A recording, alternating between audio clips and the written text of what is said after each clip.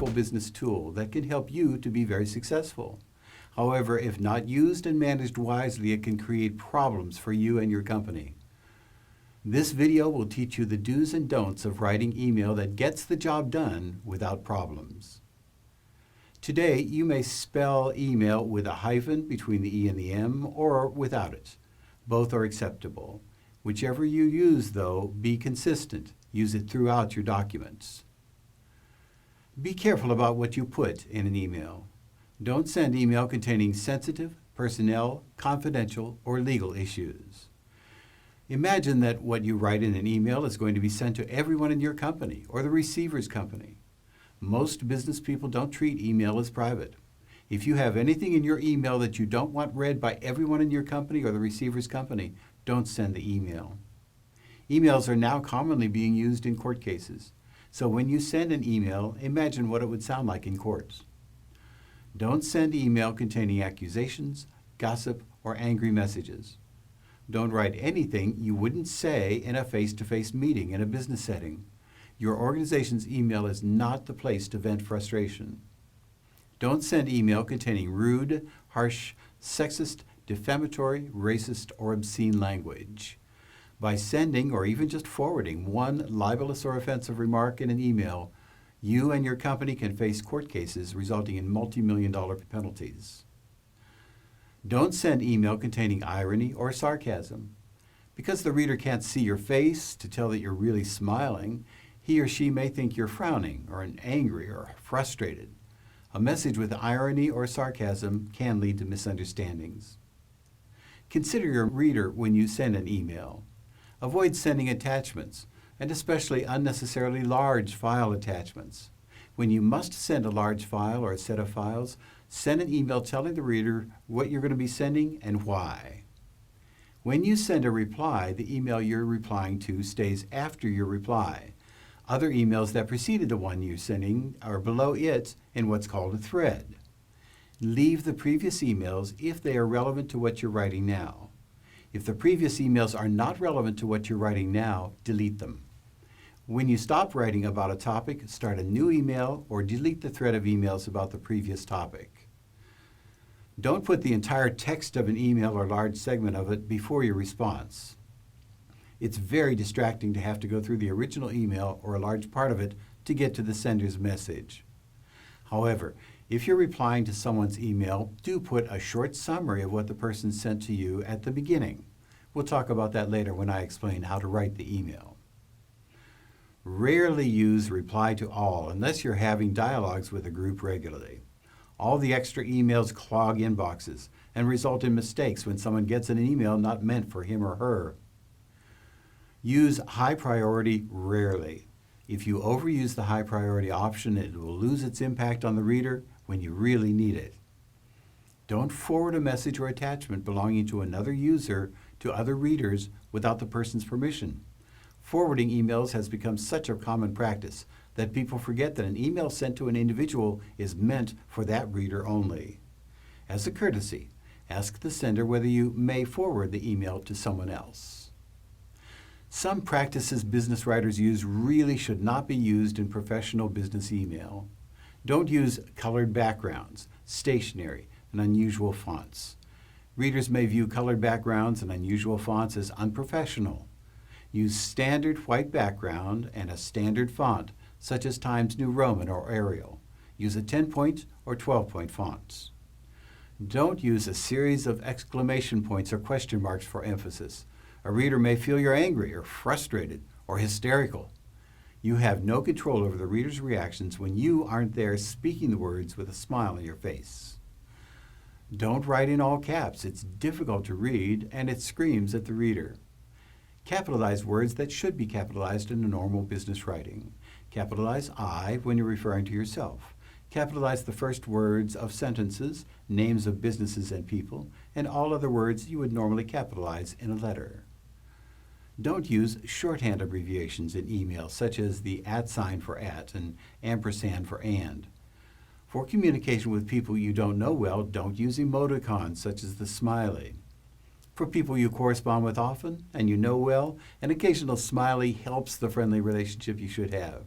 It lets the reader know you feel positive about the topic, especially if the text could be interpreted negatively. Don't use text messaging abbreviations such as the number 4 and letter U for you, and the number 2 for 2. Follow up on your emails. Finish your job. When you write an email, your job isn't finished until you know the email was successful. That means you know the person understood it and followed through with whatever he or she was to do. To get the response you want, you must do your part by being clear about your expectations. If you need something by Thursday at noon, write, "I need this by noon Thursday to finish the report by Friday."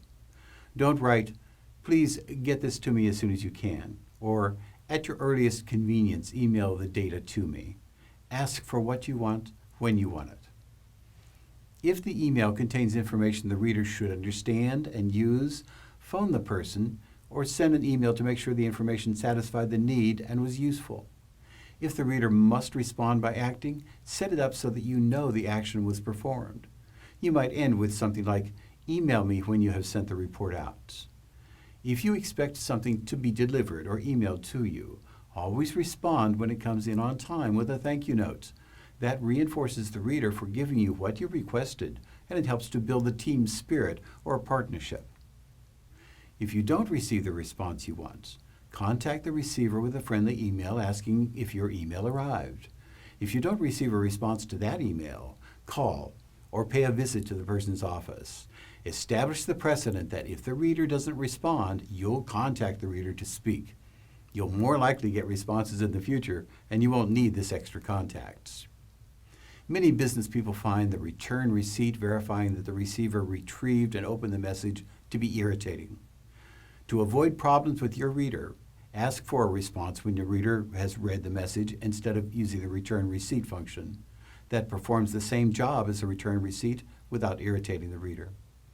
If you don't manage your email will manage you. Sooner or later, every email and every task in an email must be handled. You can either let the email and pressure from your coworkers manage how you take care of your email, or you can take care of it yourself. It's up to you. Choose times when you'll review and respond to your email. That keeps you from feeling you have to steal minutes away from your work all day long, and it ensures that you will go through your email regularly. A study of office workers' emailing habits and stress appeared in the journal Computers in Human Behavior. It reported that people feel less stressed when they check their email less often. You can imagine the stress you would feel if a postman barged through your door every 5 or 10 minutes, dropped a letter onto whatever you're working on, and had you stop and read the letter. That's what it's like when you stop your work for every email that comes through. The researchers who did the study recommended that workers can reduce stress by dealing with their email in chunks instead of constantly checking and responding to messages. You might go through your email for the first time in the morning at 9 a.m. After you've had time to take care of your morning tasks. Then you might go through them again at 1 p.m. Finally, you might finish the day by cleaning out your inbox at 4 p.m. If you need a response right away, pick up the phone and call. Let everyone know that if they want an immediate response from you, they should call you. The second way to manage your email is to make it a goal to read every email only once. That means you will finish and file those you can take care of in a few minutes, the first and only time you read them. Don't read an email and leave it in your inbox or put it in a to-do box. As you work to read every email only once, you'll become better and better at it, so it isn't burdensome to you.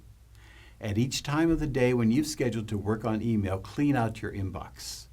That means every person will receive an email from you in response within 3 or 4 hours, after 9 a.m., after 1 p.m., or after 4 p.m. That doesn't mean you complete the tasks in all the emails within 4 hours.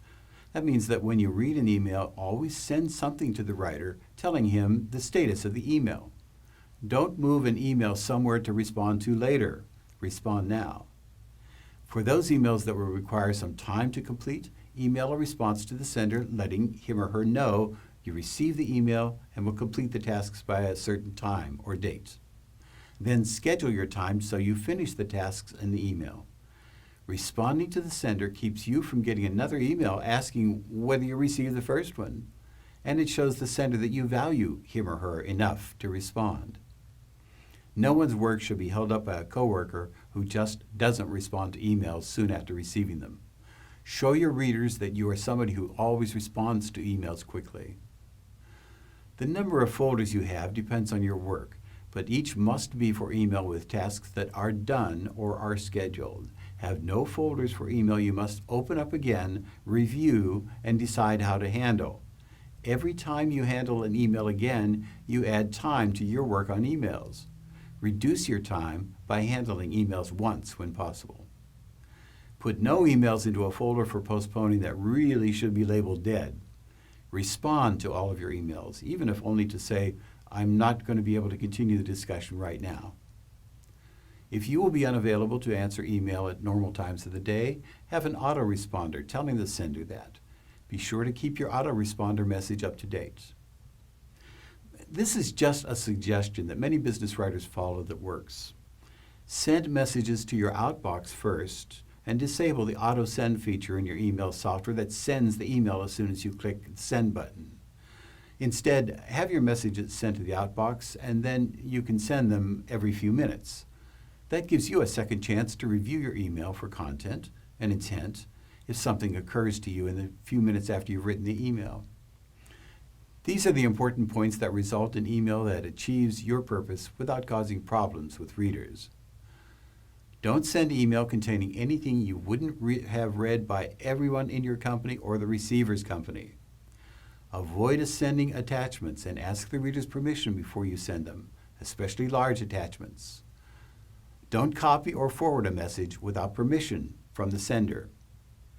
Don't use colored backgrounds, unusual fonts, or a series of exclamation points or question marks.